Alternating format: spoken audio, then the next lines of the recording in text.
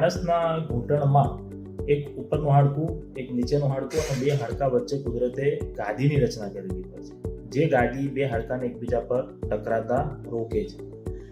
ઉંમરના લીધે વધારે પડતું ઉઠબેસ કરવાથી, વધારે પડતું પલાઠી વાળીને બેસવાથી કે ઊભા પગે બેસવાથી એ ગાદી ધીમે ધીમે ઓછી થાય છે, જેના લીધે બે હાડકા એકબીજા પર ટકરાવા માંડે છે, જેને સાદી ભાષામાં ઘૂંટણનો ઘસારો કહેવાય છે. અમારી ભાષામાં એને ઓસ્ટિયોઆર્થરાઇટિસ કહેવાય છે.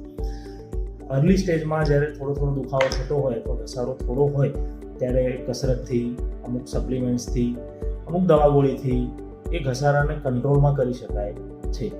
પરંતુ જ્યારે ઘસારો એટલા હદ સુધી પહોંચી ગયો હોય કે એમાં કોઈ દવા ગોળી, કસરત કંઈ જ કામ ના કરતું હોય ત્યારે એ ઘૂંટણની ઘસાયેલી સપાટીને બદલી એની જગ્યાએ આવી રીતે નવી સપાટી નાખવાનું ઓપરેશન કરવામાં આવે છે, જેને ટોટલ ની રિપ્લેસમેન્ટ કહેવાય છે.